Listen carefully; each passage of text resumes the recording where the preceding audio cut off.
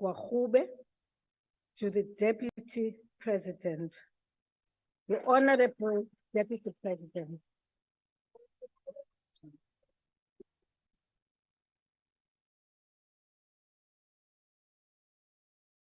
Thank you very much, Honorable Speaker.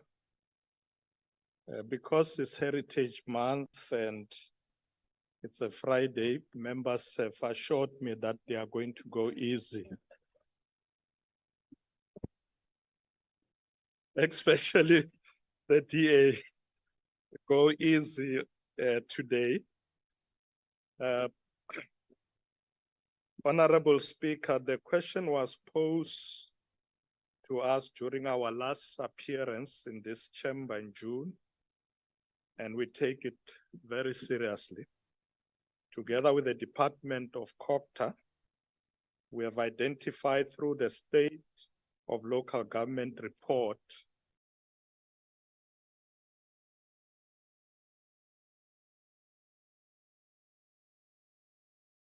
local government are multidimensional and are primarily rooted in the following, amongst others: poor governance, weak institutional capacity, poor financial management, and political instability.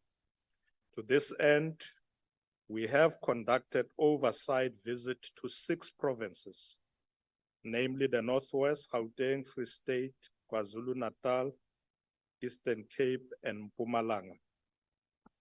And this was to ensure that we resolve the challenges of poor governance and lack of service delivery in these areas.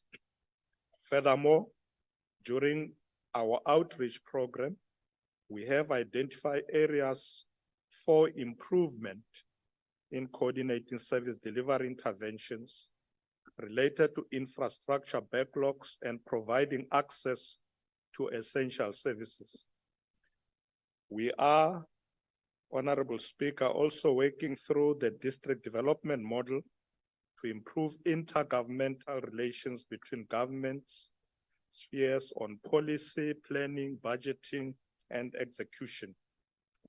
Together with the Department of COGTA, we established what we call the Result Management Office, RMO, which will be used to strengthen this work. The RMO will focus, amongst others, on ensuring that municipalities improve service delivery with support and capacity from the war room, an engine for integrated service delivery that links to the community, coordinates profiles, and integrates service delivery, bringing about improvements through a range of measures designed to empower municipalities to execute projects in a manner that is consistent with the best practices and improve processes across the local government sphere, addressing resources, capacity, and skills constraint in the local government space, and finally, facilitating improvements in planning, coordination, executing, monitoring, and reporting on the delivery of projects. Honorable Speaker, we aim to create resilient, sustainable, and cohesive communities where municipalities serve as catalysts and enablers of development. I thank you. I thank you, Honorable Deputy President. The first supplementary question will be asked by the Honorable S. Gwahube. Thank you, Madam Speaker. Deputy President, it is common cause that problems that have engulfed our metro governments across the country have been due to decades of mismanagement, cadre deployment, a lack of maintenance of critical infrastructure, and the theft of public money. In fact, the governing party's 2021 manifesto, you promised that you would drastically improve the state of roads, critical infrastructure, and service delivery alongside local and provincial governments.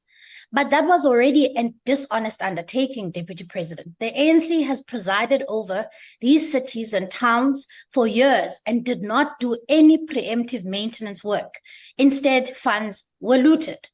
Our towns and cities are falling apart because of decades of neglect and corruption, to the point where a city like Johannesburg is now exploding and costing people's lives. Over 70 people tragically lost their lives in a hijacked building that caught fire in Johannesburg several weeks ago. And an entire street exploded in the city center due to the lack of critical infrastructure. You have been tasked with championing service delivery as the DP. Will you at least be honest with South Africans and apologize for the mismanagement and the theft at a local government that has left places like Johannesburg the mess that they are in today? The Honorable, the Deputy President. Thank you, Honorable Speaker. Honorable Kwahube, when the President appointed me as Deputy President of the Republic of South Africa, amongst others, he asked me to visit various provinces where there are service delivery challenges, to be able to intervene and ensure that we can deal with those problems.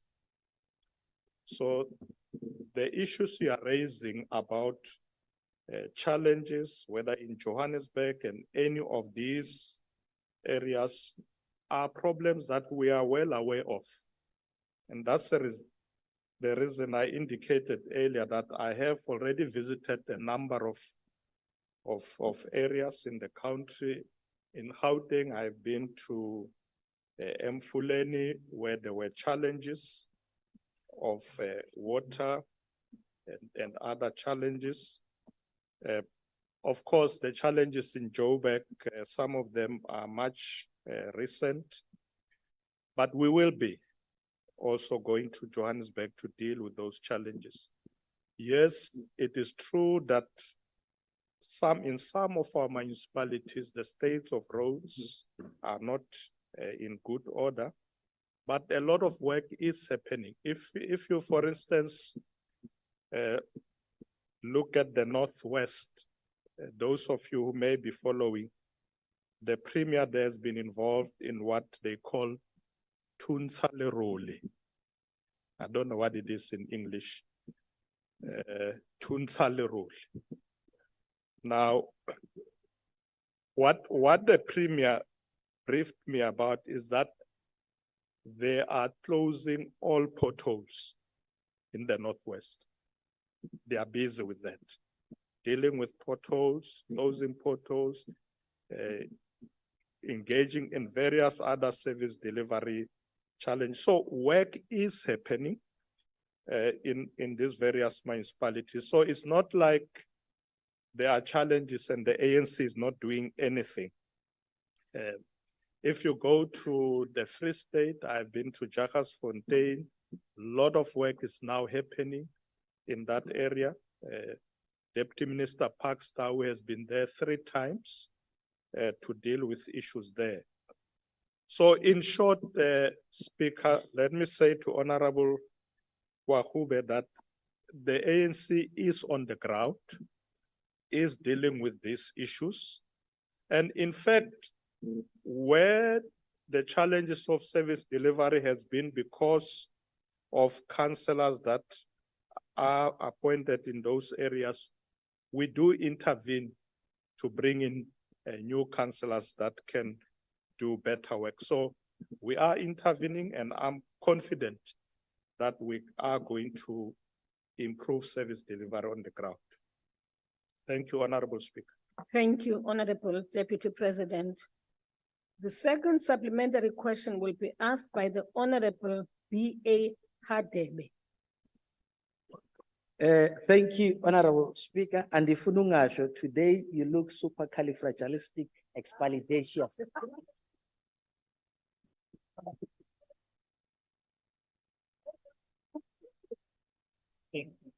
Thank you, Deputy President. Deputy President, your response highlights the need for all 3 spheres of government to comprehend and appreciate the importance of working together if we are to resolve the challenges facing local government. Honorable Deputy President, may you please indicate to the nation and some of these members in the House the negative consequences and the impact of one sphere of government refusing to collaborate and work together in an integrated manner. Secondly, please indicate to us whether or not our democratic government has measures in place to mitigate such a resistance and enforce intergovernmental relations, as we have seen in the recent past in the Texas strike in Cape Town and the illegal occupation of Central Line in Nyanga and Philippi. I thank you. Thank you, Honorable Member. The Honorable Deputy President. Thank you very much, Honorable Speaker. Honorable Member, you will recall that one of the pieces of legislation that we have in place is the Intergovernmental Relations Framework Act. And that was to ensure precisely that we are able to work together, national, provincial, and local government. But also, when there are challenges on the ground, provinces have the responsibilities to intervene. They can use Section 139 to intervene.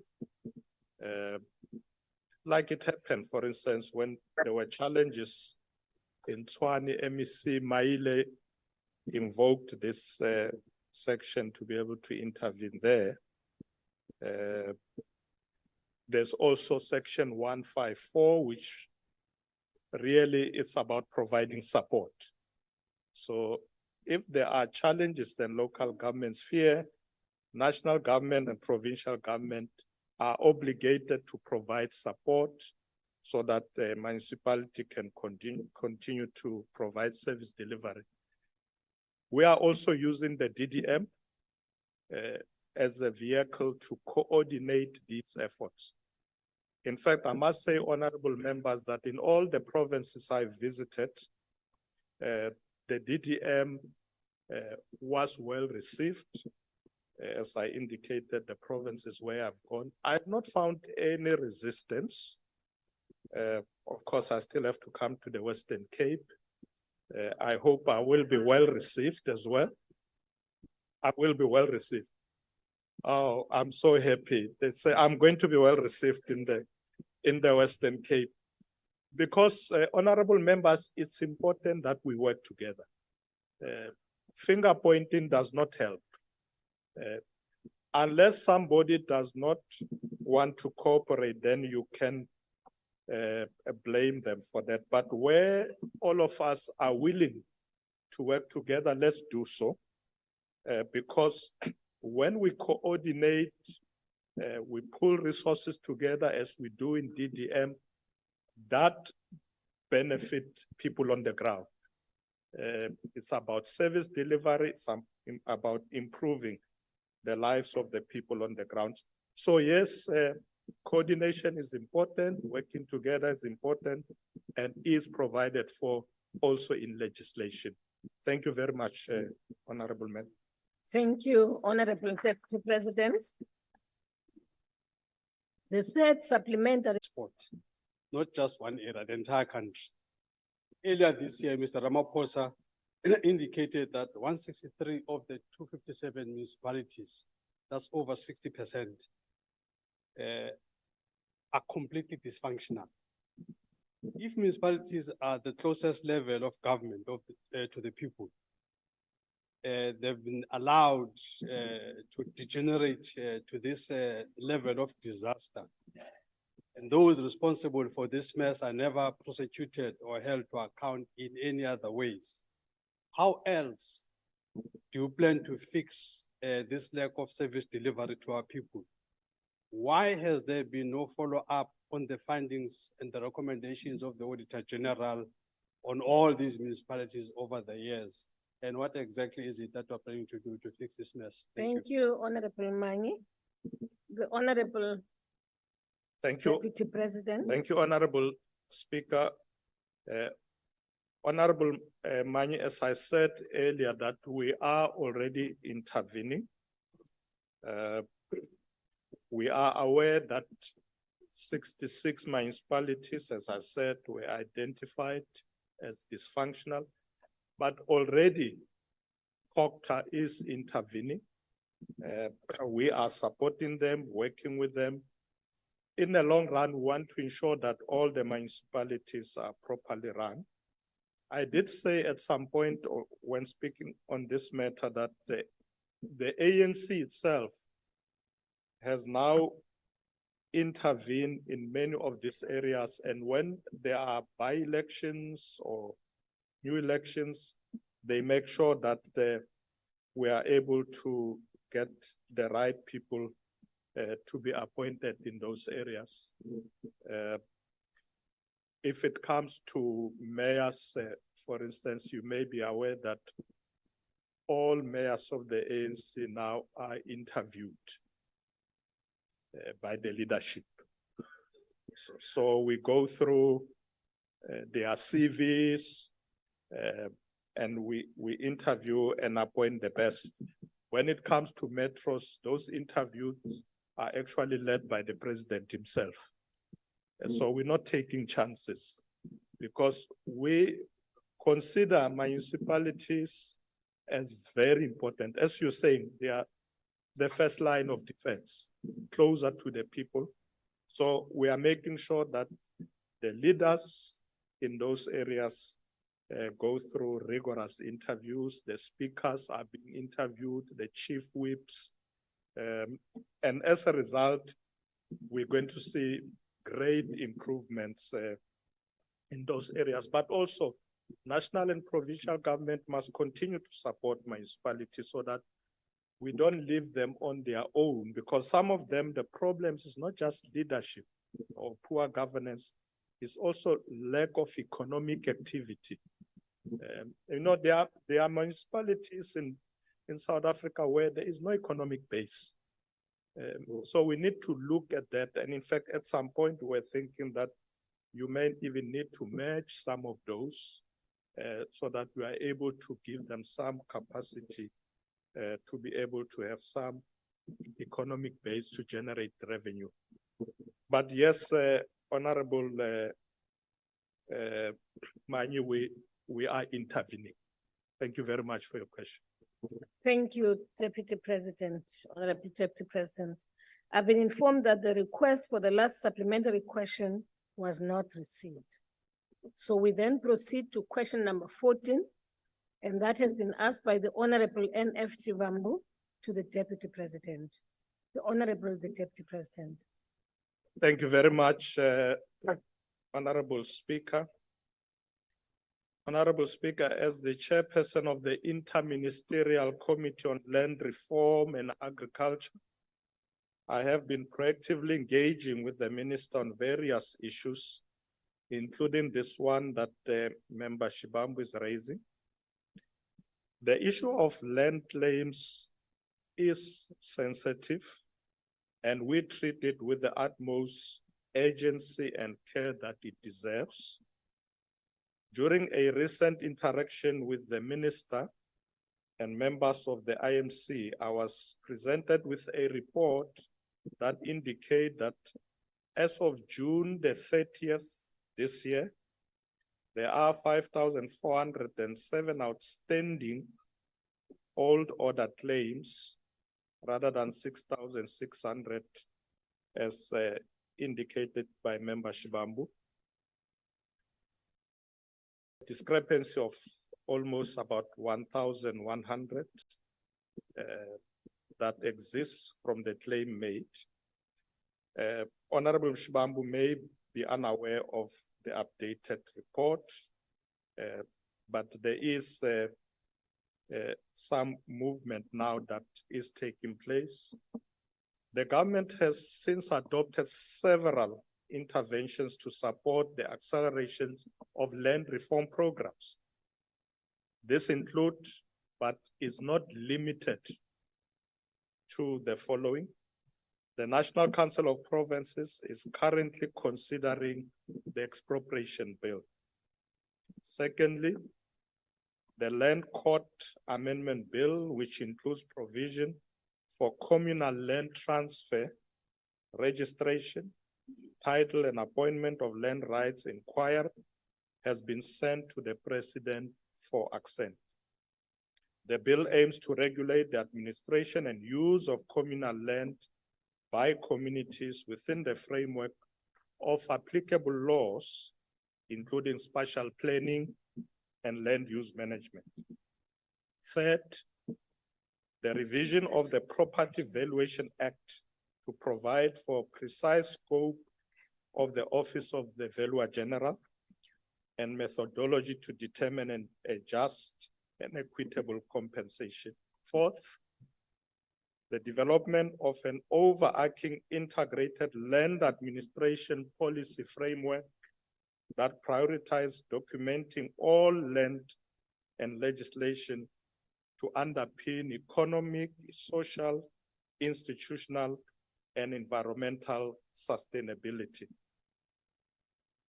Fifth, identifying land needs within cities and towns to inform the land reform program, prioritizing land needs for human settlement, industry, economic, and urban agricultural development to change spatial patterns and enhance socioeconomic advancements.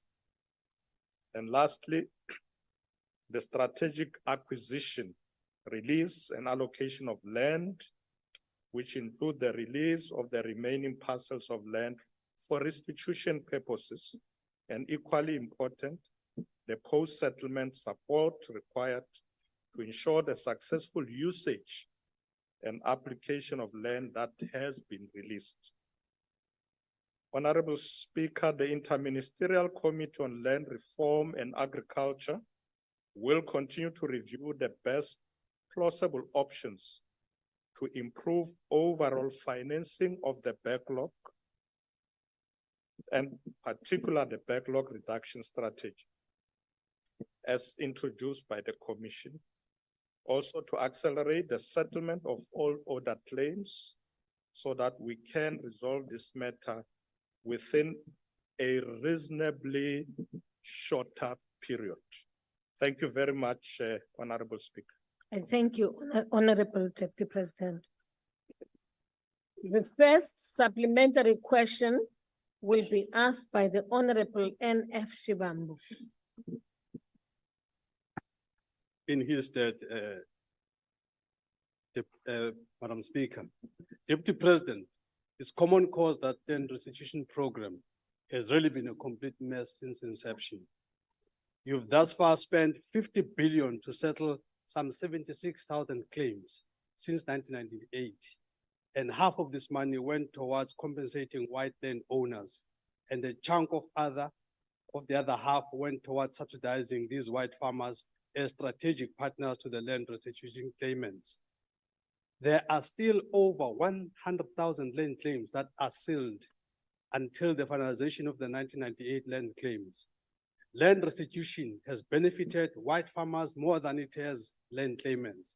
And most of these claimed farms are not being put into use because there is no post-settlement support for land claimants. Have you as government conducted a review of this program of land reform to assess its continued desirability? If so, what is the basis of your belief that this program of land reform is useful in your attempts to reclaim the land? Thank you. Thank you, Honorable Member. Thank you very much. Honorable Deputy President. Thank you very much, Honorable Speaker. Honorable Mani, as I said earlier, that the Interministerial Committee on Land Reform has been revitalized.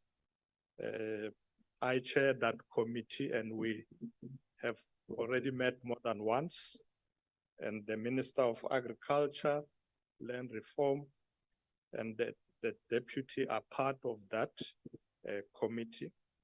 We are prioritizing this matter because indeed we have realized that it's costing a lot of money, taking too long. But we have realized that there are some challenges that we have to deal with. Let me indicate amongst them would be the question of overlapping rights in some instances. Sometimes the claims are very complex. They are competing claims. In some instances, land claimants do overcharge, or let me say they inflate the prices of land. So we have to contain with that, because you are quite right that we have spent a lot of money already. But I looked at the report which was provided to the Interministerial Committee that in fact, we've really made some progress because 83,000 claimants have been processed, but we still have this 5,000 that we need to conclude. And we are trying to make sure that we don't spend the kind of billions of rands that we have spent before. So we are going to look at these issues, look at the budgets, but in some instances, the delays because of also land invasions. In some areas, you have land invasions. And in some areas, landowners challenge the validity of claims. But I don't think is a program that we should abandon. My view is that the Interministerial Committee should look at the defects, correct it, and make sure that we can complete it faster, but within reasonable budget. Because if we proceed in the manner in which we did, we estimated that it could cost us up to 172 billion rand over the next 30 years. We want to do it shorter, within reasonable budget, but of course, in some instances where you want to move fast, you can't because of some of the challenges I've indicated. But the Interministerial Committee is now seized with this matter. Thank you very much, Honorable Mani. You will convey that to Honorable Shiba. Thank you very much, Honorable Deputy President. The second supplementary question will be asked by the Honorable B.T. Chwete. Thank you, Madam Speaker. Honorable Deputy President, with the elements of criminality and orchestrated delay tactics towards achieving land reform and restitution, mainly zisenziwa by the ones seated on your left-hand side, all of them. What mechanism can be used? Just read your question. Just read your question. What mechanism can be used to intervene in order to rectify the injustice of the past? Thank you. I thank you, Honorable Member. Honorable Deputy President. Thank you very much, Honorable Member. You know, one of the big challenges as you deal with issues of land redistribution and redistribution is also a problem of crime and corruption that is involved.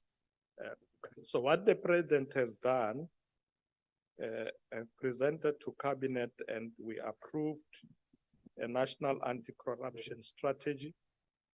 And also the SIU is also investigating those matters.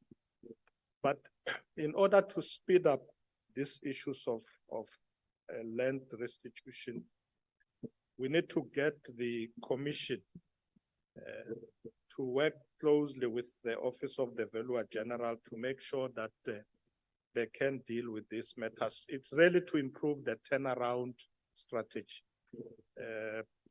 You know, there are a number of things that they look at when they deal with the turnaround strategy, and we want to improve those issues. The Interministerial Committee on Land Reform, Agriculture and Land Reform, is now working very closely with these institutions to make sure that we can then complete this process faster and properly. So we are doing that, Honorable Member. Thank you very much. Thank you very much, Honorable Deputy President. The third supplementary question will be asked by the Honorable WM3.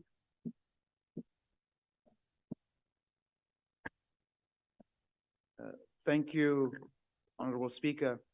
Honorable Deputy President, during the apartheid era, the family was forcibly removed off their farm in Weza between Harding and Coxted in KwaZulu-Natal.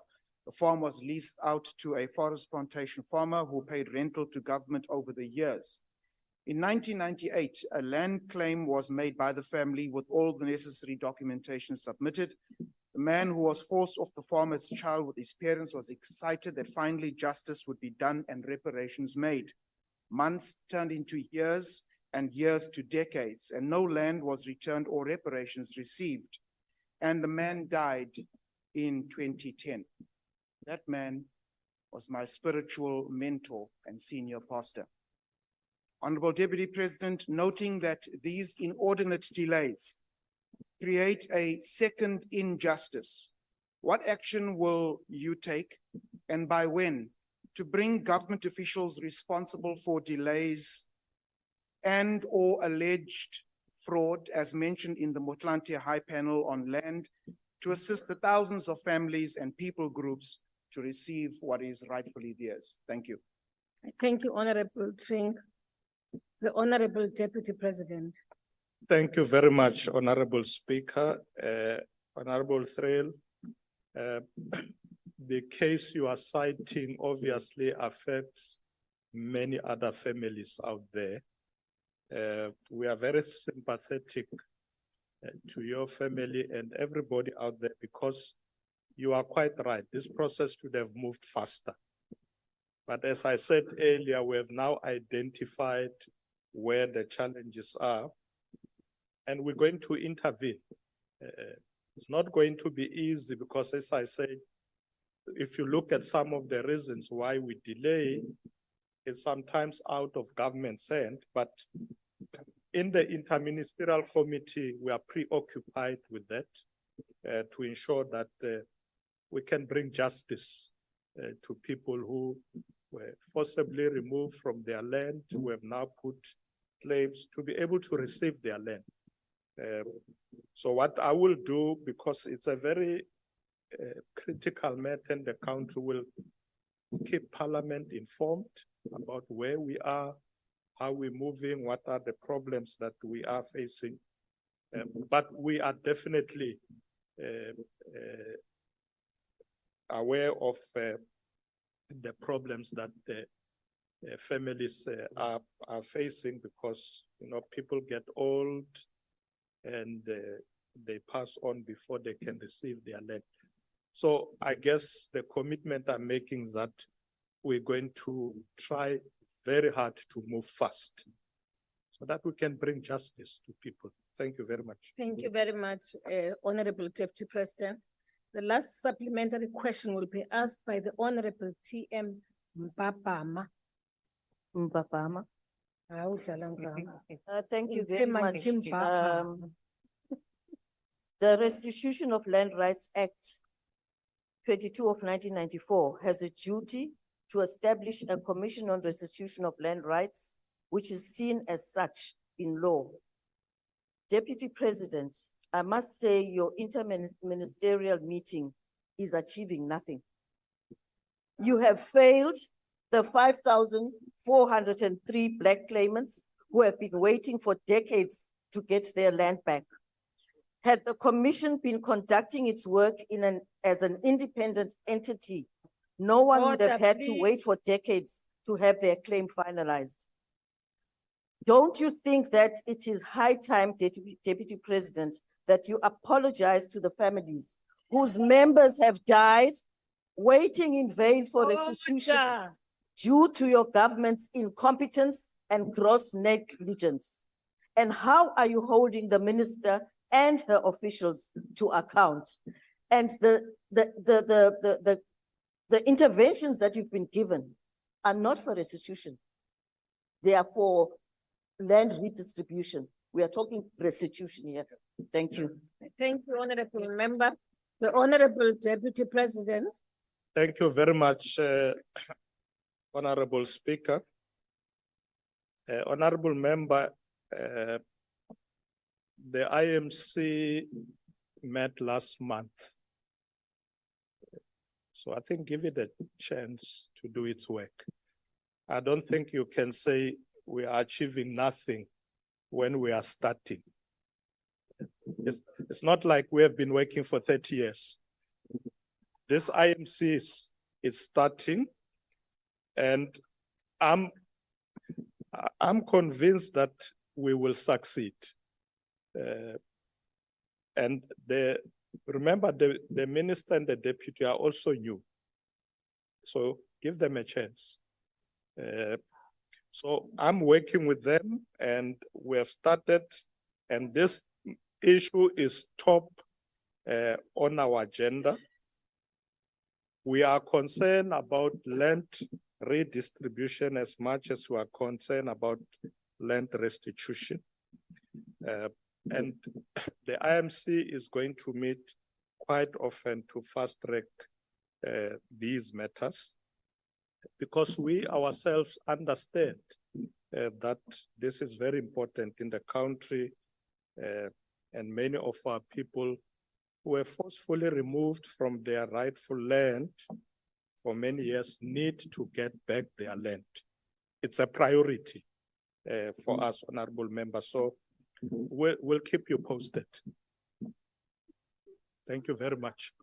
Thank you, Honorable Deputy President. Question number 15, order. Question number 15 has been asked by the Honorable B.S. Nkosi to the Deputy President. B.S. Nkosi, the Honorable Deputy President.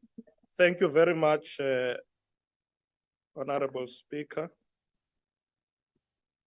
Honorable Speaker, supported by the Minister of International Relations and Cooperation, I undertook a working visit to the Republic of South Sudan from the 29th to the 31st of August this year.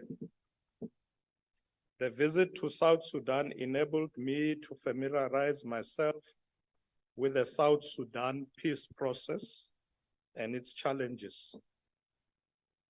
In this context, I held extensive and fruitful discussions with President Salva Kiir and met the following stakeholders: Dr. Riek Machar, first Vice President of the Republic of South Sudan, and who's also the leader of the Sudan People's Liberation Movement in opposition.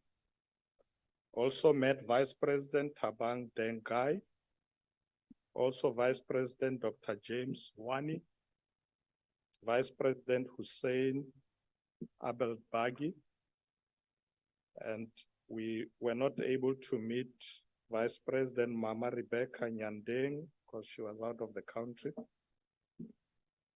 Also had an opportunity to meet African ambassadors accredited to South Sudan, the Intergovernmental Authority on Development, IGAD, ambassadors of the Troika, who are made up of the United States of America, United Kingdom, and the Kingdom of Norway. Also met ministers of information and communication technologies and postal services, justice and constitutional affairs of South Sudan. Met the reconstituted Joint Monitoring and Evaluation Commission. Met with the ambassador of the European Union, and also met with the head of the African Union mission in South Sudan, as well as the special representative of the Secretary General, who is the head of the United Nations mission in South Sudan, Mr. Nicholas Haysom. Honorable Speaker, during these discussions, The key issue that Sudanese actors and others raised was the need to fully implement the transitional security arrangements contained in Chapter 2 of the Revitalized Agreement on the Resolution of Conflict in the Republic of South Sudan. The South Sudanese have requested assistance from South Africa in this area, and the Department of Defense and Police will be consulted regarding assistance in implementing this Chapter 2, including a holistic disarmament, demobilization, and reintegration process.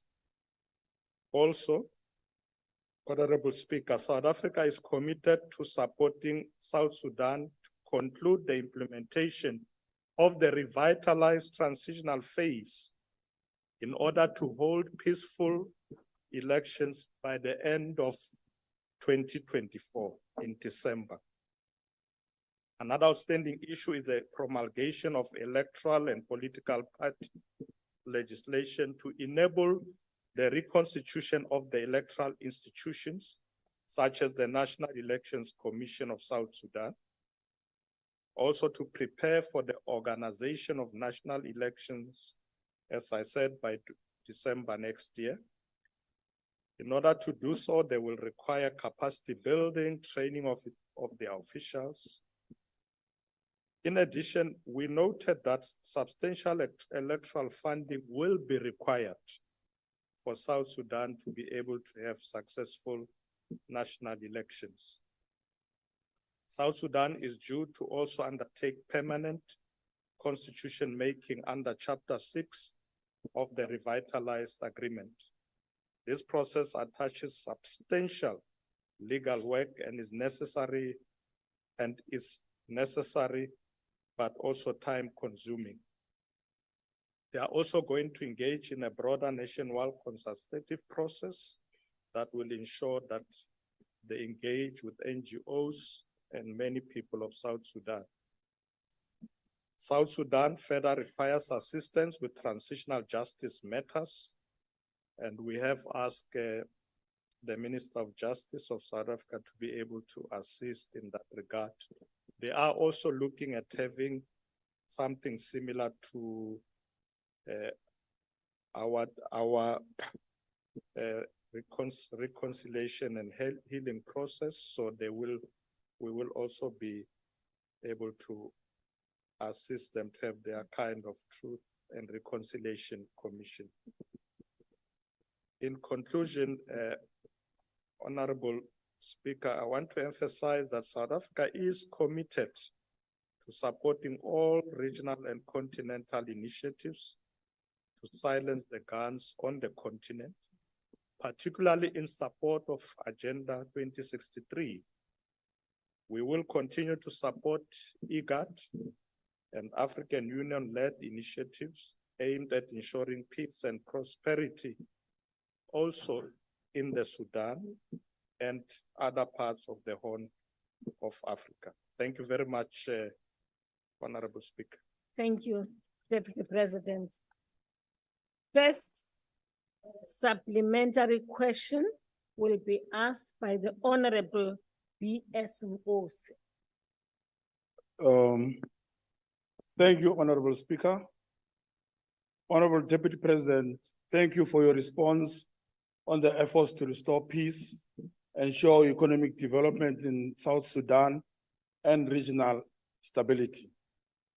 May you and the government indicate what are the envisaged phases of the finalization of the peace process and the implications of that for South Sudan and the neighboring countries?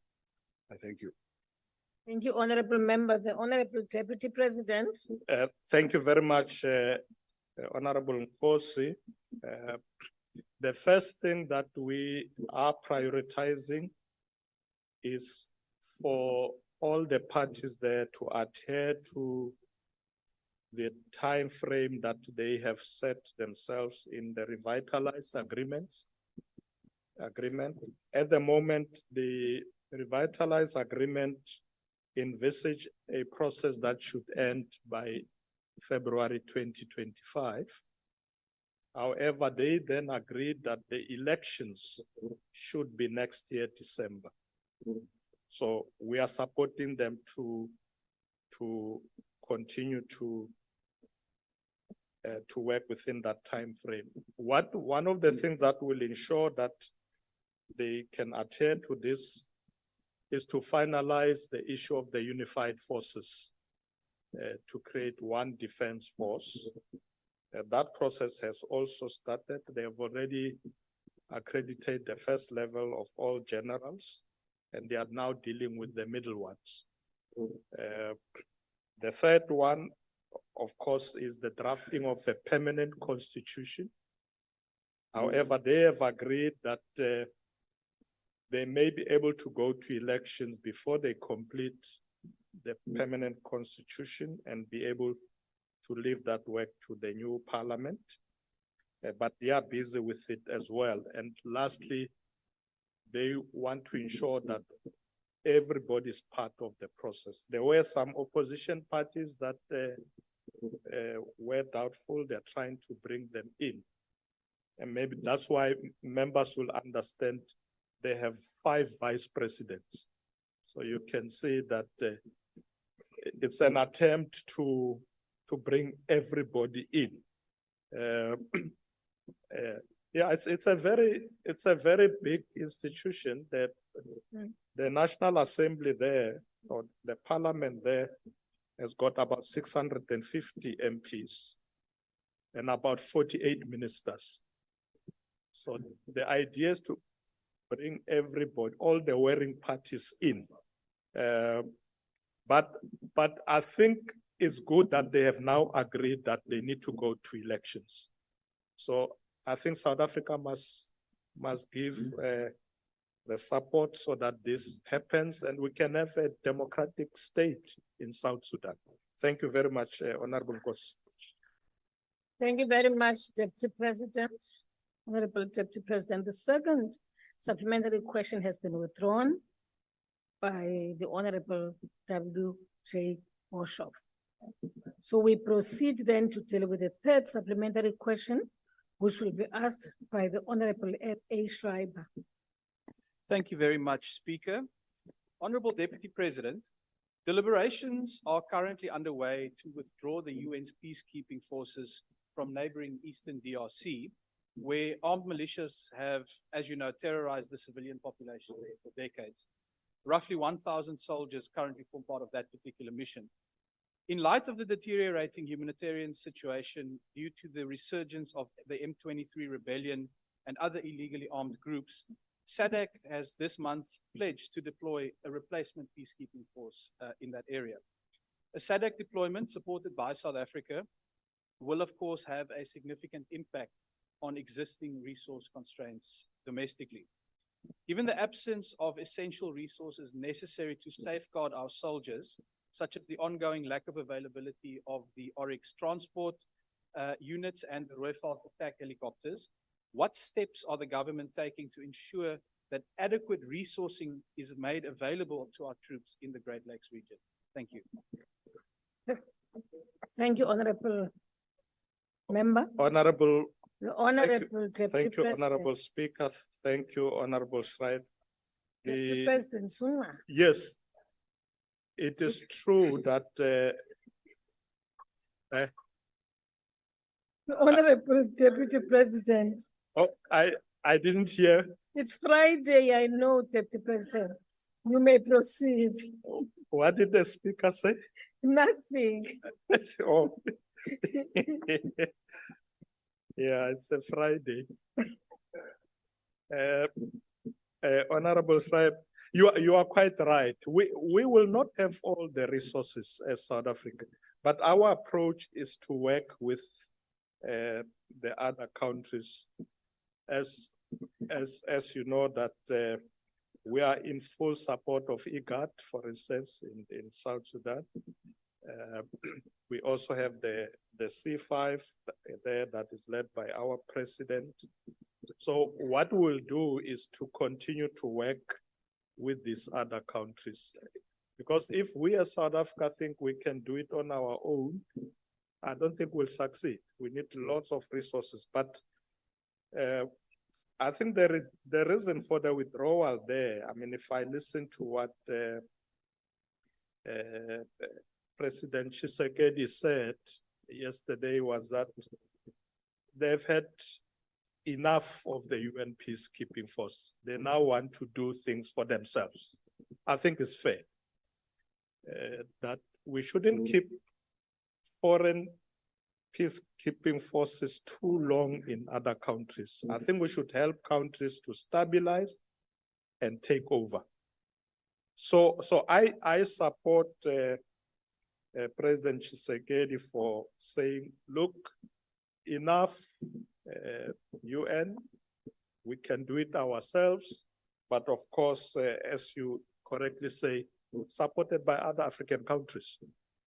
South Africa will be part of that. Of course, I haven't checked with the Minister of Defense what is the state of our Roy Falk and all that. But I'm sure we will have resources that we can deploy there. And I think we should do it. Thank you. I thank you, Honorable Deputy President. The last supplementary question will be asked by the Honorable M. Fengwa. Thank you very much, Madam Speaker.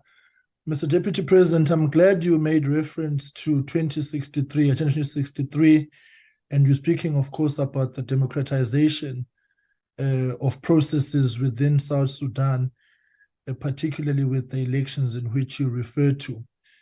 But of course, this is not an issue in isolation to South Sudan on the continent, and South Africa continues to be party to many regional and continental bodies, including SADC, looking into this matter of Agenda 2063 and elections and democracy.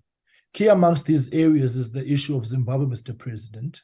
How do you reconcile then the outlook that you have of Agenda 2063, democracy and elections, with our country and government endorsing the elections in Zimbabwe, which the SADC has clearly said the elections fell short of the Constitution of Zimbabwe and the Electoral Act and the SADC principles and guidelines for democratic elections, and further says the elections were flawed and therefore the result not legitimate?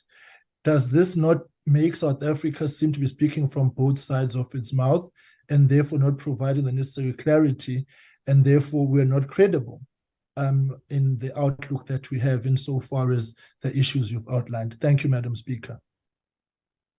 Well, before I allow the Deputy President to respond, I will take an order from Honorable Khatebe. Honorable Speaker, with due respect, according to Rule 142, this is a new question altogether. I think it's unfair to the DP. Thank you.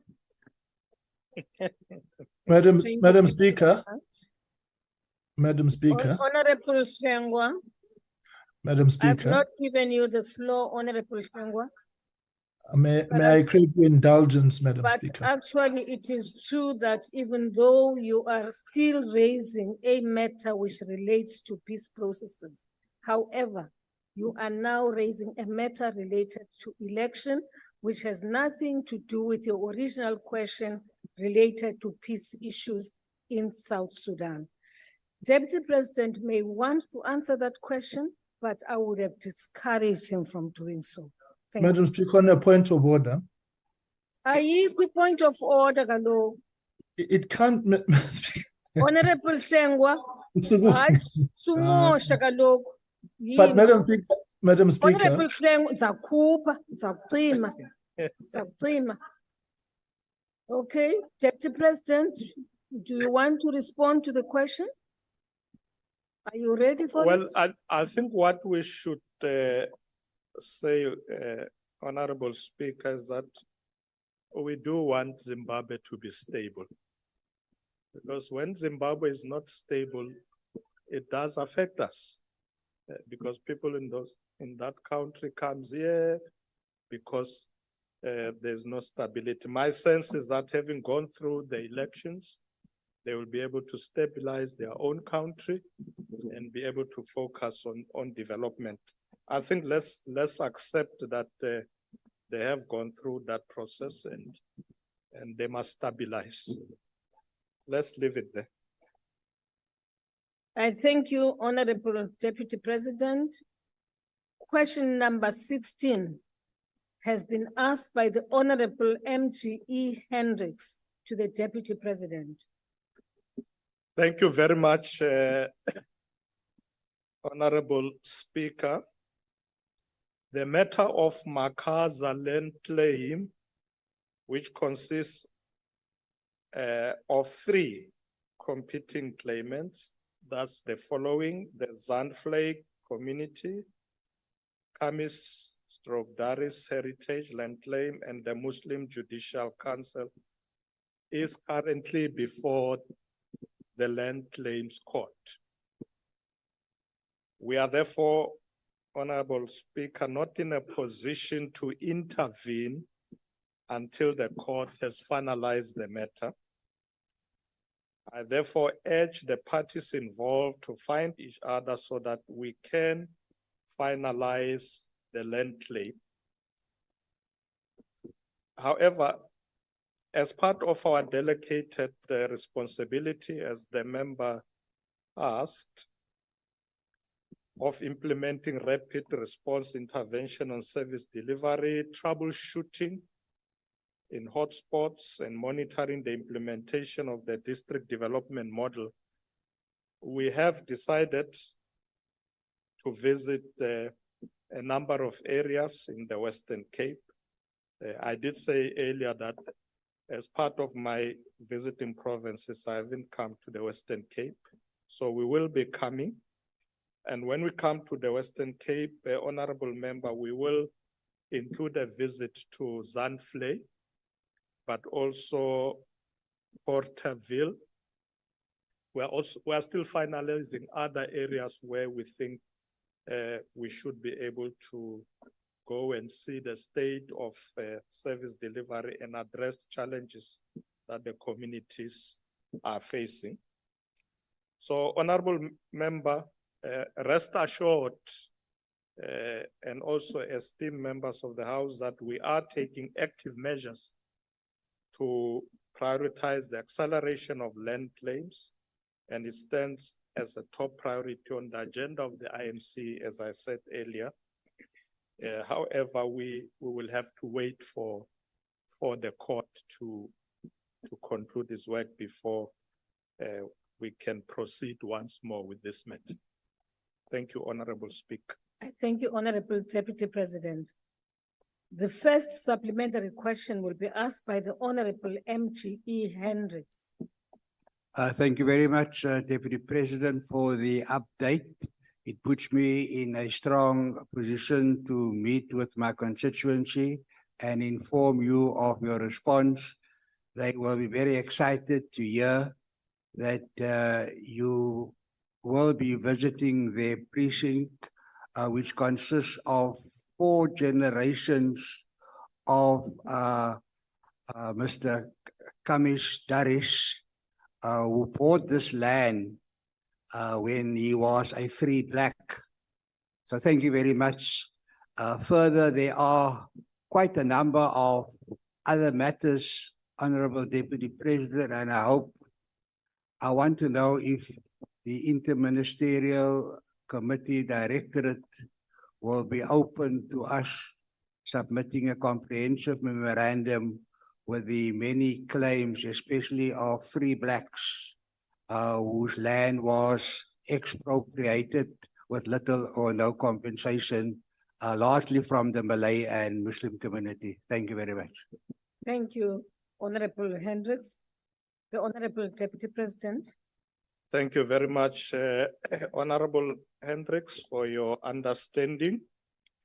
Indeed, if you do have other matters that you want the IMC to consider, you can bring them forward. We'll be able to look at them. Thank you very much.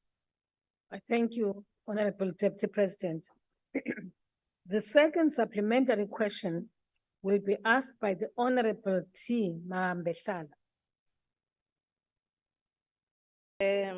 Thank you, Madam Speaker.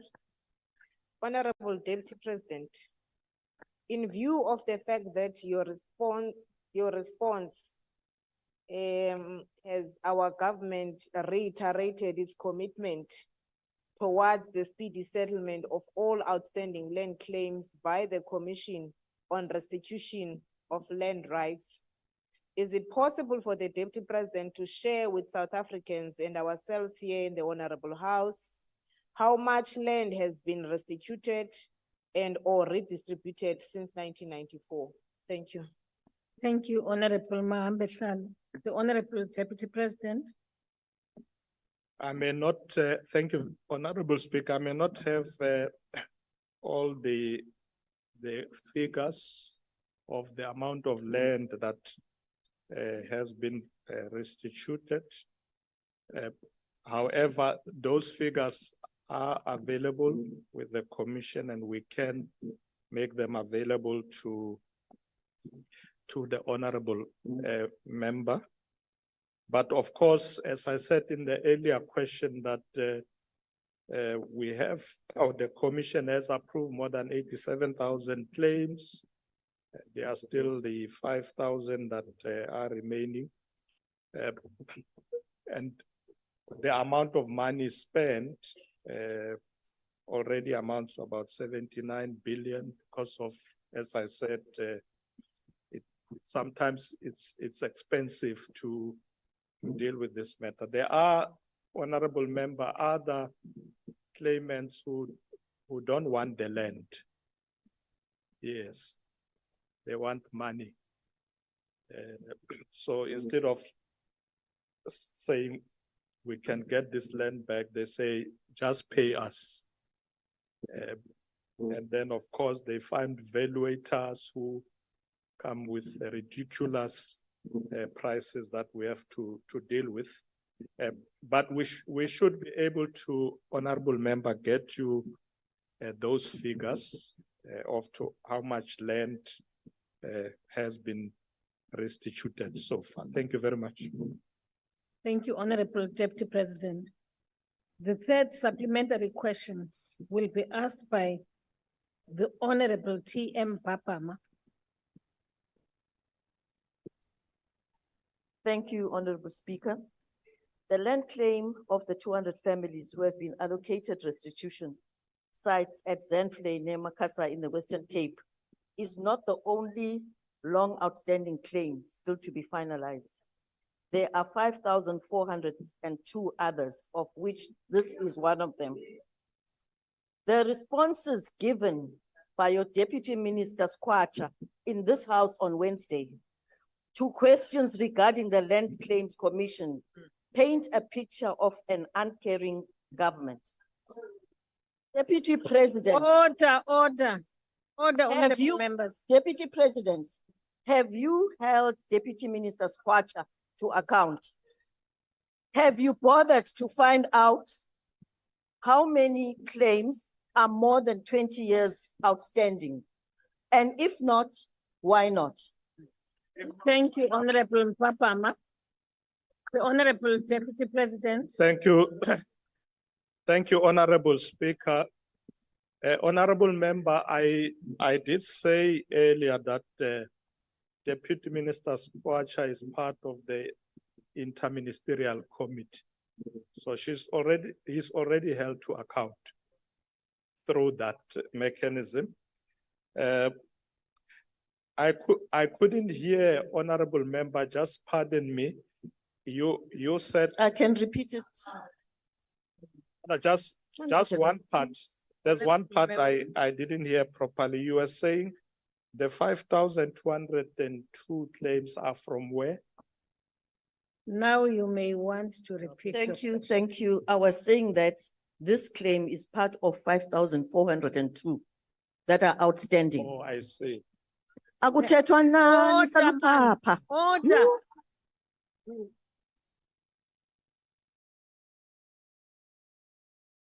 No, it's okay. Honorable I didn't hear the member. I thought that the member was saying, in addition to the 200 in Makassar, There's another 5,200. Now she's saying no, the 200 are part of the 5,000.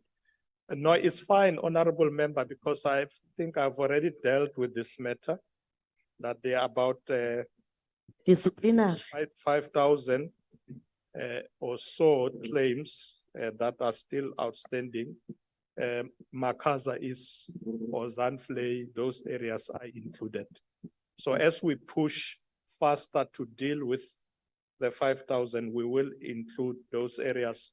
Save, as I said to Honorable Hendricks, once the court has completed its work, then we'll be able to get the commissioner to, or even ask the minister to appoint a new commissioner to then process those claims. Thank you very much, Honorable. Thank you, Honorable the Deputy President. Answered the question. The last Totality. supplementary question. Honorable Mpapama. Honorable Mpamba. I find it now with the leg. The last supplementary question will be asked by the Honorable H.O. Mtetwa. Mtetwa. Mtetwa. Proceed. Madam Speaker, thank you, Madam Speaker. In honor of your request, Deputy President, that we should be easy on you since it's heritage. The highest discipline and order you are being given is from this side. Abakho bangola ngisho noma kukhuluma wena President. Ukubonisa ukuthi abakuhloniphi kwawena. Especially line le phambili yabo minister nabo deputy ministers. Phambi kwa chief whip bayangcola noma ukhuluma. Kodwa ke siyazi Deputy We President. are running out of time for your question. Deputy President, one of the main reasons for delays in the settlement of these land claims is the fact that the Commission for the Restitution of Land Rights is not given sufficient budget to deal with the volumes of claims. The downside of this is that lame claims have to wait, or lame claimants have to wait, and that most of these who lodged these claims and who were first-hand victims of dispossession are dying without their land being returned to them. To date, it is not clear what criteria the Commission uses to prioritize land claims for settlement. In your engagement with the Minister and the Commission, have they indicated what criteria that they use to prioritize which land would be settled in a particular year? Thank you, Honorable Mtetwa. Next year. The Honorable the Deputy President. Thank you very much, Honorable Speaker. Nyambos, I thought that you will say you are going easy on me because we used to be friends. You remember? Okay. Okay. Nyambos and myself worked very well together when I was Minister of Arts and Culture. So I remember you from there, Nyambos. You were doing very well. Honorable Speaker, I did allude to the fact that one of the challenges in the delay of processing claims has to do with budgets. Of course, we will, through the IMC, then examine that carefully, because it may well be that the commissions, they run out of budget because of paying these hefty demands that they are facing. I think if we can work in such a way that claimants don't come with very hefty claims, we should be able to to mobilize sufficient budget to complete the work, but it's something that we're looking at. And obviously, we're going to allow the ministry to then carefully look at the criteria that is being used. My approach, of course, is that no land claim should be better than the other. I think if we have criteria, we should avoid a situation where we come with the kind of criteria that will prioritize others and leave others behind. I think all land claims are important, and I think should be given the necessary attention by the commissioners and prioritized. But of course, with the ministry, we'll look at the issue of the budget so that the commissioners don't say we can't do our work because we've run out of money. So Nyambos, we will do that. Siyabule. Thank you, Honorable Deputy President. That brings us to the next question now. Question number 17 has been asked by the Honorable N. Tapa to the Deputy President. The Deputy President. Thank you very much, Honorable Speaker. Honorable Speaker, the government will continue to implement steps to capacitate producers with the requisite skills and mentorship programs as part of a comprehensive farmer support. This support assists farmers to optimize both production and marketing operations. To reach this goal, the Minister of Agriculture, Land Reform and Rural Development, the private sector, labor, collaborated to develop what is called the Agriculture and Agro-Processing Master Plan, and it was signed in May last year, 2022. The master plan is a social compact and the first strategic plan to have commodity-specific transformation targets, jobs, exports, investments, and growth rates. It focuses on commercial land reform in rural areas to increase food production and farmers' infrastructure. Through the Agriculture and Agro-Processing Master Plan, the government has successfully leveraged, unlocked nearly 3.5 billion in funding through the blended finance scheme to support farmers and agribusiness. Furthermore, the Department of Agriculture, Land Reform and Rural Development has launched the 1.2 billion Rand Agro Energy Fund to assist small, medium, and large-scale farmers in diversifying their energy supply sources for energy-intensive farming practices. Honorable Speaker, in partnership with the Department of Agriculture, Land Reform and Rural Development, the Industrial Development Corporation has established the Agri-Industrial Fund to support economically viable activities, particularly in agro-processing sectors, including food and non-food products. The aim is to develop a competitive industry that uses local and regional resources to supply domestic demand and increase international trade participation. The program targets high-value export-oriented crops, poultry, livestock, and expansionary acquisition of these subsectors. Qualifying businesses, which should be 60% Black-owned, will access debt and grants to support their capital equipment, infrastructure, and working capital requirements. The Agricultural Industrial Fund is central to the recovery of the local economy by assisting producers and investees in developing, expanding, acquiring, and integrating operations in prioritized agricultural value chains. In this regard, we are engaging key stakeholders including the private sector role players, to sponsor programs to enhance skills development, capacity building, and small-scale producers to ensure that rural businesses and small-scale farmers benefit from this initiative. Honorable Speaker, the government is also reviewing relevant legislation governing land holding entities such as trusts, community property associations, etc.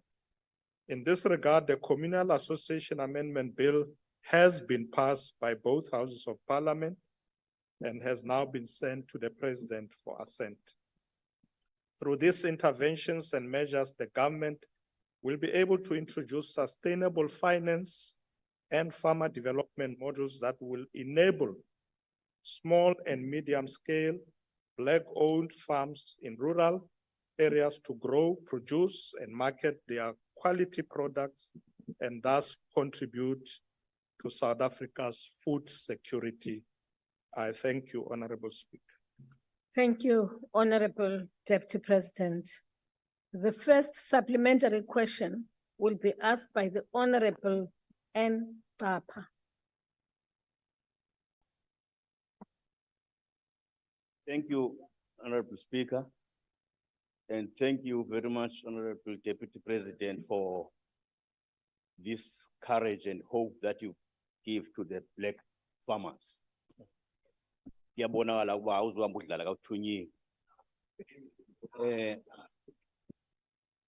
Considering the significance and importance of these programs you have just outlined in order to support the Black farmers.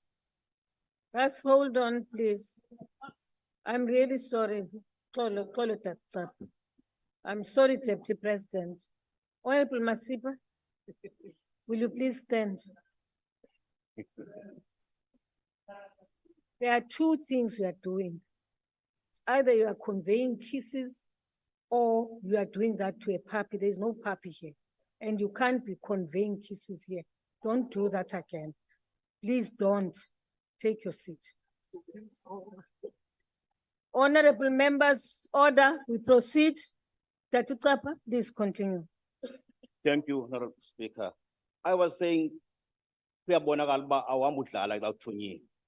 now, considering the importance and significance of the programs you have just outlined to support the Black farmers, what monitoring and evaluation mechanisms are in place to guarantee that they are effectively implemented so that they benefit those they are intended for?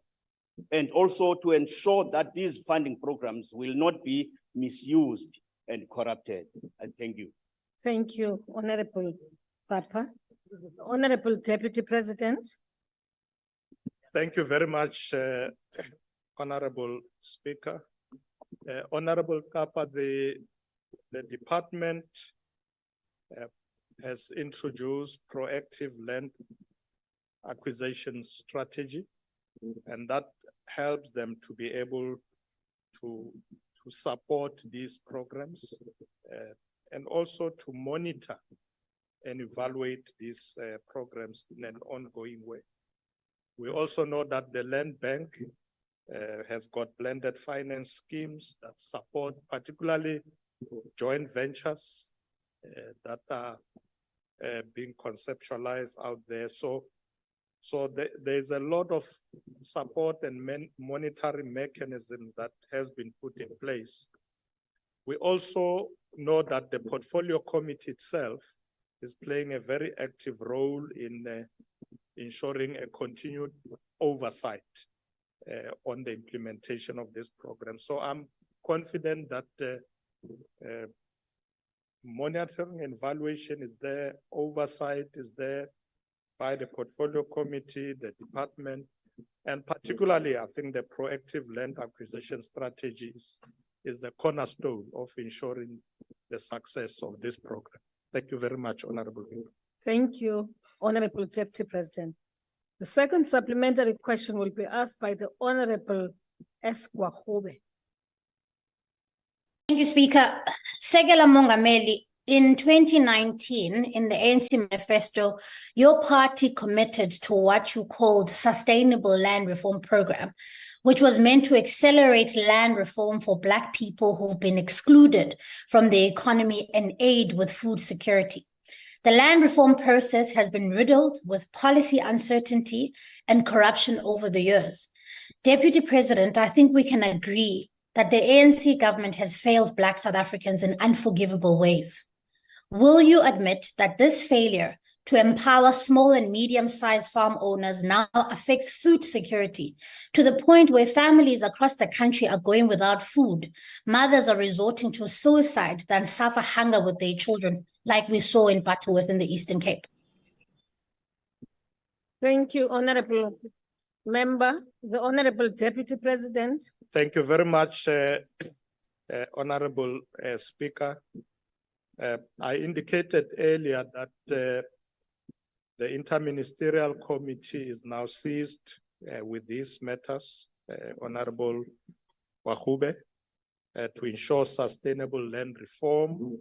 We have put in all mechanisms to ensure support, particularly of Black farmers. I indicated earlier that 60% of Black-owned farms by Black farmers will receive these support that we are providing to ensure that they can have seeds,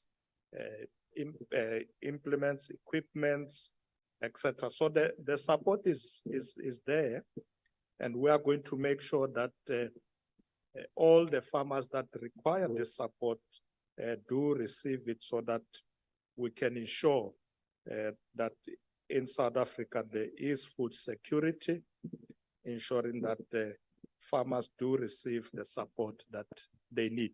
We are doing that, Honorable Wahube. I thank you, Honorable Deputy President. The third supplementary question will be asked by the Honorable B.N. Luthuli.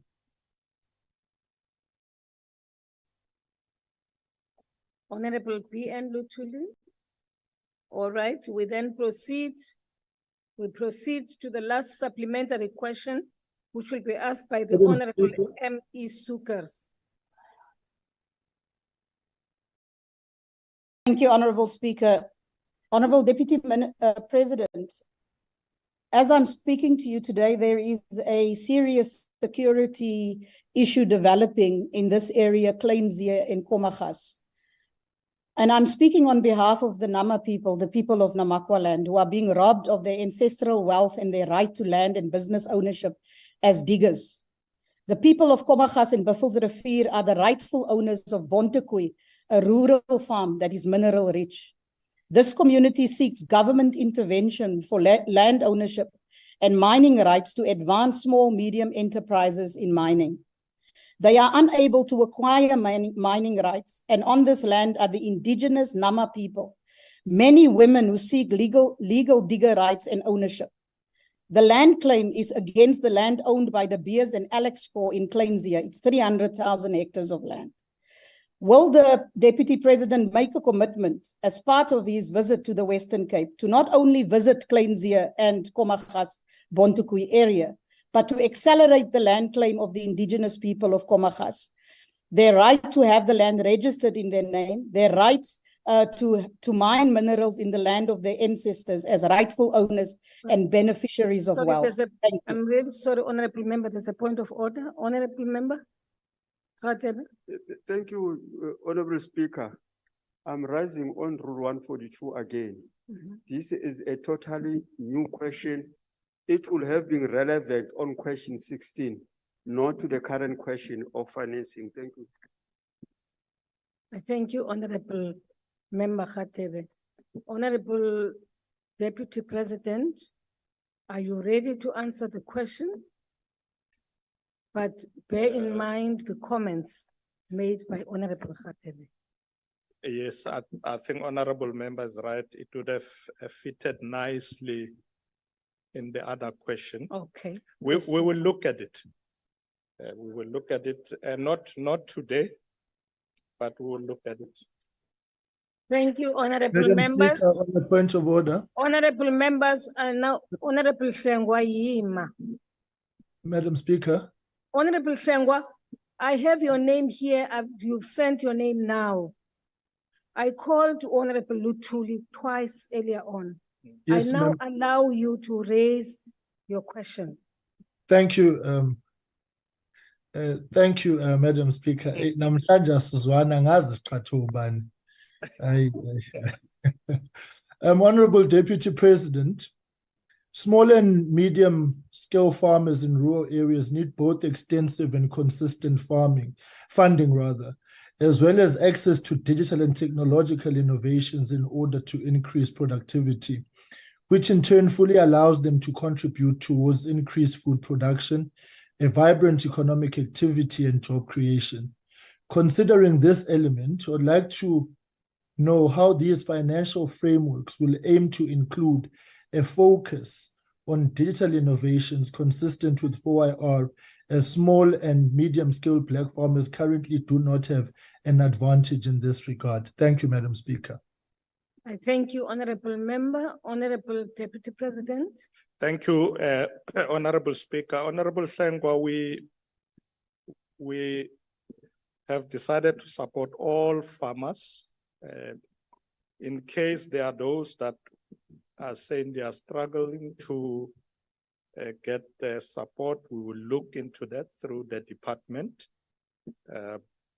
Because I think it's important for us, particularly those farmers in deep rural areas that may be struggling to reach us. We are going to look into that so that we don't leave them behind.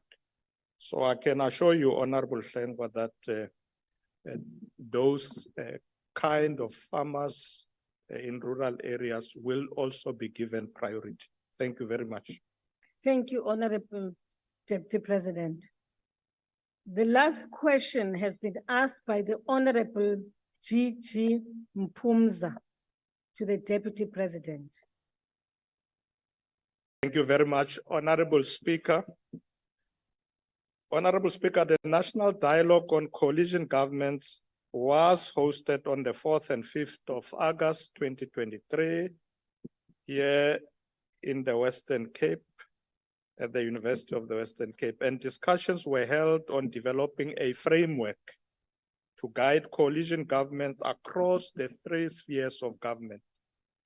Currently, we have sent the framework to all parties that participated in the dialogue, and we are awaiting responses in order to finalize the report that we would like to present to Parliament for approval. I would like to thank the political parties that have submitted. In this regard, the IFP has already responded. So we urge all other parties to do likewise so that we can complete the report. The government also acknowledges the negative impact of these functional coalition governments on the mandate of municipalities to deliver essential services. So to this end, work is underway to develop framework and legislative amendments that will apply specifically to local government. So COGTA is busy with this work. While a broader process of developing a national framework for coalition is underway, COGTA will ensure that this work is given urgent attention, particularly implementing policy and legislative reforms that will stabilize local government. Honorable Speaker, in accordance with Section 1541 of the Constitution, the national government, in collaboration with provincial government, will continue to strengthen the capabilities of municipalities in managing their own affairs, because we don't want to take over, we want to help them manage their own affairs and carry out their functions. We therefore call on all members of this august House to continue to exercise leadership to achieve the cohesion of municipalities. The nation's success is far greater than the narrow interests of individuals and political parties. So let's work together Thank you very much, Honorable Speaker. Honorable Deputy President, the first supplementary question will be asked by the Honorable G.G. Mpumza. Enkosi Mama Usomlomo. Honorable Deputy President, thanks for your response. I would like to get your views on these following matters. At the National Dialogue on Coalition Governments held at the University of Western Cape, several important progressive values and principles on coalitions were highlighted. First, that coalition should be founded on a common minimum program embodied in the Citizens' Charter, and it is imperative that such a program be made public and subjected to discussion and committee meetings. Secondly, that coalition partners must commit unwaveringly to shared values, including stability, accountability, ethics, and integrity. Lastly, transparency and accountability are crucial aspects of coalition governance. Coalition government should remain transparent and accountable to the people within their jurisdiction. A genuine national dialogue amongst political parties is critical, but fundamental element of our democracy is public involvement and participation in the formulation of intervention to strengthen coalitions and to develop a national consciousness and understanding the implications of a coalition and the duty of the citizens in that. Thank you, Deputy President. Thank you, Honorable Mpumza. Honorable Luzipo, make sure you are muted, please. The Thank you. Honorable Deputy President. Thank you very much, Honorable Speaker. Honorable Mpumza, at the dialogue on the 4th and 5th of August, we did present principles that we believe will assist to ensure stability where there are collision. One of them was putting people first, but to bill, because the work of local governments is about providing services to the people. So in whatever they do, when they come up with this collusion, that should be the coalition. That must be the first things that they consider. The second one is that we believe that those governments, the coalition governments, like all other governments, including province and national, should be about combating poverty, growing the economy, creating jobs. So we don't want the coalition government for the sake of it.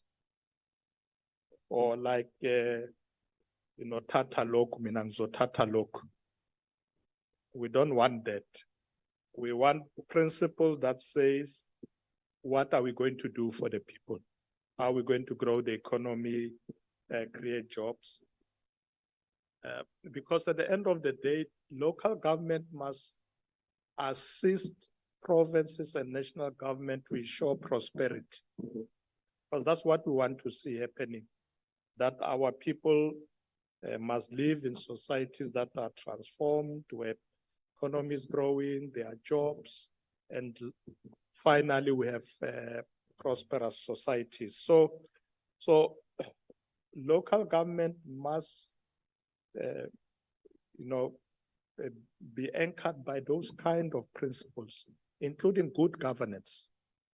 We hear a lot about corruption in local government or resources not being used properly. So the issue of good governance is critical to ensure that we can provide services. So I would say, let us strengthen those principles.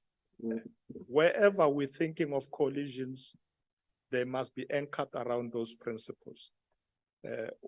If parties at all those levels work according to these principles, we shouldn't see instability, because they'll be guided by this principle. But thank you very much for the question. Thank you, Honorable Deputy President. The second supplementary question will be asked by the Honorable General B.H. Holomisa. Thank you, Chairperson. Honorable Deputy President, as you are aware, successful coalitions require inter-party goodwill, cooperative and constructive relationships, as well as the establishment of a body to monitor their functioning and to assist government in dispute resolution. However, given that your government has already being in the process of drafting the bill, which included imposing the ridiculous and unconstitutional 1% threshold. Going forward, what proportional system will be used to foster inclusivity? And have you considered any effective approach to ensure active participation of all political parties with no representation in parliament as well as independent candidates? Thank you, Honorable Member. I thank you, Honorable Member. The Honorable Deputy President. Thank you very much, Honorable Speaker. General, Honorable Holomisa, you'll recall that at the dialogue itself, where you also made contributions, this issue was debated, the question of threshold. We explained at the time that that was not to throttle smaller parties, but really to set up a benchmark that is acceptable in terms of how we do work going forward. I know that, General, you were among those who were very skeptical of this threshold. I think at some point, General said, this is a machination of the ANC and the DA to try and throttle us. No, it's not the case. You know, when parties go and contest elections, they do so to win. And I'm sure when you campaign there, you want to win in such a way that you have a presence that can be felt when you come to bodies like this. So it shouldn't be difficult for a party to get more than 1% if you campaign hard. So General, we're not using the threshold to exclude you, but you also said that we need a body to implement it. COGTA has been looking at these principles and how we can work together. So I'm willing to receive your proposal, General, on how you think we can handle this part. Because if we don't have threshold, we might end up But you consult us. You didn't consult anybody. Why are you? Honorable Member, please. I was saying, Speaker, in conclusion. Honorable General. Oh, sorry. Please, don't do that. I was saying, Speaker, that threshold are, you know, it's a method that it's acceptable. You know, even in the Constitution, you'll recall that when we go and campaign, whoever should serve in Parliament, there is a threshold. You don't invite people with 0% to Parliament. So thresholds are used to determine the acceptable way of ensuring who participate. But General, I'm awaiting your response in writing.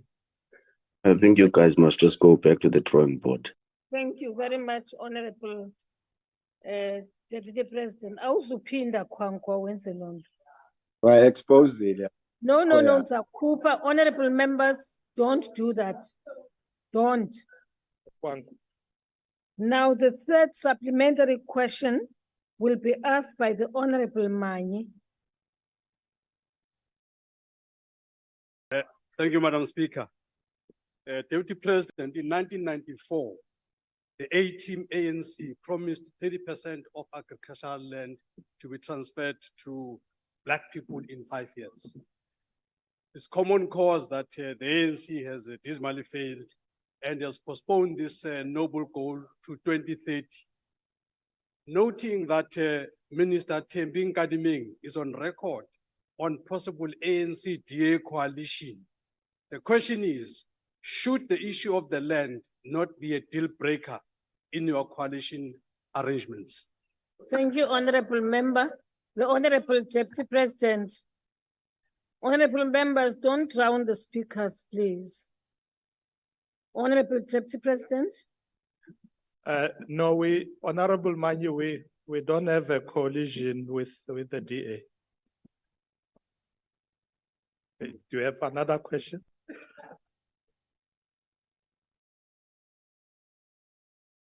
This Deputy President is not Thank taking you, the Honorable question Deputy President. We came to play here. And we came to play here. Honorable Ntlangwini. Honorable Ntlangwini, should I switch off your microphone? Bye. Bye. Thank you. Switch off, Honorable Ntlangwini. Thank you very much, honorable members. The last supplementary question will be asked by the Honorable A.M. Sheikh Imam. Thank you, Honorable Speaker.